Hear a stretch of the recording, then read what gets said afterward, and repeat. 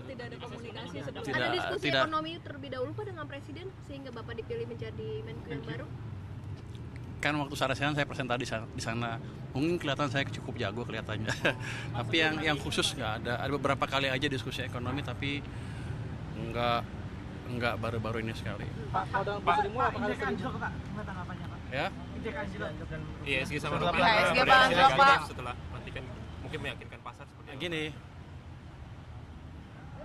selama ini ada perlambatan ekonomi yang karena berbagai hal. Dan keributan demo-demo itu sebetulnya karena sebagian masyarakat mungkin ngerasa ekonomi melambat dan tertekan. Nah sekarang kita balikan dengan cepat. Dalam seminggu 2 minggu pasti akan balik. Kalau IHSG anjlok biasa mungkin takut, tapi kan saya lama di pasar. Saya 15 tahun lebih di pasar. Jadi saya tahu betul bagaimana memperbaiki ekonomi. Jadi indikator perlambatannya apa Pak? Belum dijawab indikator perlambatannya. Target 100 hari Pak. Ya? Target 100 hari. Belum ada target tapi 3 bulan 100 hari itu ya? Wah dia ngasih angka tinggi banget, ngeri juga saya bilang. Saya bilang bertapa kita kita capai yang 8% itu. Dia bilang jangan lama-lama secepatnya. Ya kita cobalah. Ini kapan disampaikan Presiden tadi? Barusan setelah pelantikan ada meeting di sana dengan para pejabat baru. dicapai kapan sih Pak? Ya? Dari Bapak sendiri 8% yang nasional untuk dicapai. Berapa lama lagi? Kalau sebagai ekonom ya, tahun ini 8% mungkin agak sulit. 2 tahun 3 tahun ke depan ada peluangnya dicapai. Gini yang penting gini, kita balikin arah ekonomi yang melambat menjadi lebih cepat dulu. Let's say ke arah 6% lebih dalam waktu tidak terlalu lama. Habis itu kita bangun yang lain biar pertumbuhannya bisa lebih cepat lagi. Berat gak sih Pak dituntut sama Presiden Pak untuk secepat mungkin? Ya? Berat gak sih Pak? Ya saya deg-degan berat banget. Tapi dia pikir pokoknya Presiden cukup agresif gitu. Tapi strategi-strateginya sudah disiapkan Pak untuk mencapai itu Pak. Saya sudah 25 tahun jadi ekonom. 10 tahun lebih jadi think tanknya SBY, 5 tahun jadi Komite Ekonomi Nasional, berapa tahun di KSP, terus membantu Pak Jokowi juga dalam mengatasi krisis 2020 COVID. Jadi saya di samping Pak Jokowi persis waktu itu. Jadi kalau Anda tanya pengalaman saya, apakah saya cukup tahu? Amat tahu. Jadi Anda nggak usah khawatir. Jadi optimis Pak untuk kenaikan itu tersebut Pak? Optimis. Jadi masa depan kita akan cerah. Domestic demand kita kuat, asal kita kendalikan dengan baik, kita bisa tumbuh dengan baik. 90% domestic demand, masa kita takut? Apalagi globalnya nggak jelek-jelek amat sekarang. Pak, jadi Hari ini berarti langsung sertijab apa gimana Pak? Hah? Hari ini langsung sertijab, langsung Saya ke nggak Menko? tahu, saya langsung dilantik, saya akan ke kantor Menkeu sekarang. Sekarang Pak, bagaimana Pak? Pak di kantor Kemenkeu ini Pak. Ya. Ketemu sama Bu Sri Mulyani Pak di Kemenkeu. Saya nggak tahu, yang saya dengar ada beberapa wamen di sana, ada beberapa dirjen nunggu saya di sana. Mungkin mau gebukin saya. Pak jadi Saya nggak tahu. Nanti saya mau cari tahu. Pak jadi indikator perlambatannya apa aja Pak? Konsumsi kah?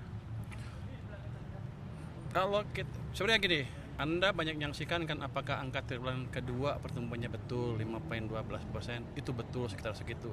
Tapi sejak bulan Mei, Juni, Juli, Agustus kesini ada indikasi ada sesuatu yang nggak lancar sehingga ekonomi cenderung melambat di triwulan ketiga.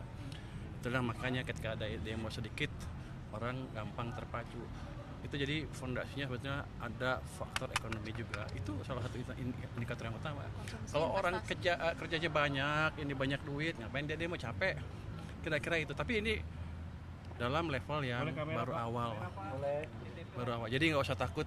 Kita punya senjata cukup banyak, uang cukup banyak, hanya belum dibelanjakan secara optimal. Pak melihat permasalahan gaji honorer guru seperti itu, apakah ada? Saya belum lihat, saya belum tahu, saya akan cek dulu. Terima kasih.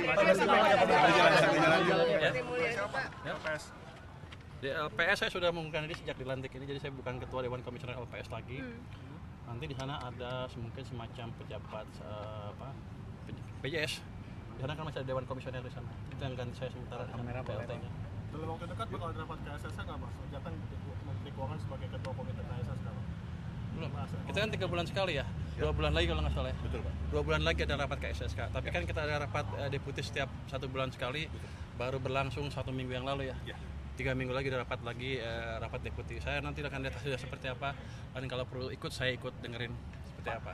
Yang penting kita akan cari secepat mungkin cara untuk menghidupkan ekonomi lagi. Bukan sekarang mati ya. Agak melambat, kita Presiden ingin lebih cepat lagi pertumbuhannya. Dan untuk merilis APBN APBN kita kan beberapa kali ini ditunda Pak sama Bu Sri Mulyani Pak. Ini apakah setelah 2000 tahun depan Per bulan Pak. Per bulan Pak. Bulanan Pak. Yang bulanan Pak. Oh, saya nggak tahu, saya akan cek dengan teman-teman di Kementerian Keuangan.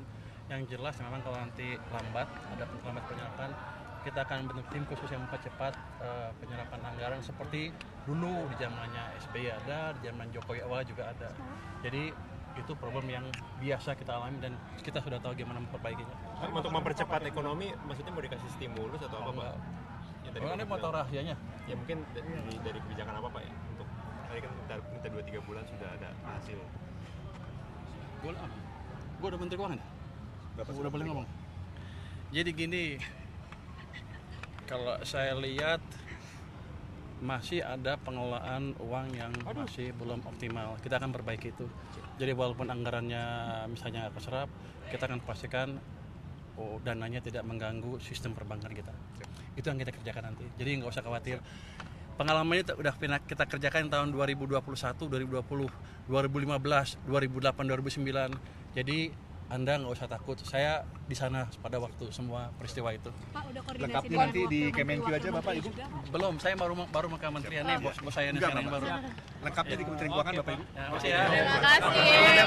Masih ada Pak. Pesan dari Pak Prabowo tadi Pak, mungkin Pak pesan-pesan yang disampaikan oleh Pak Prabowo tadi. Pesan-pesan, pokoknya Kamera Pak. ciptakan pertumbuhan ekonomi yang baik, sejahterakan rakyat semaksimal mungkin. Kita nggak boleh gagal dengan program kita menyejahterakan rakyat kita. Dan itu yang akan saya kerjakan. 8% targetnya bagaimana Pak? Nah, kalau Anda berdoa bisa lah. Tapi itu bukan suatu yang mustahil dan itu mesti yang dikejar. Kenapa?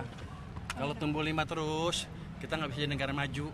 Untuk negara maju itu kayak Jepang, Korea, Cina, ada periode yang panjang tumbuhnya double digit. 8% kelihatannya optimis, terlalu optimis, tapi kalau didesain dengan baik masih bisa. Karena selama 20 tahun terakhir ini mesin kita timpang. Zaman Pak SBY, Di depan Pak.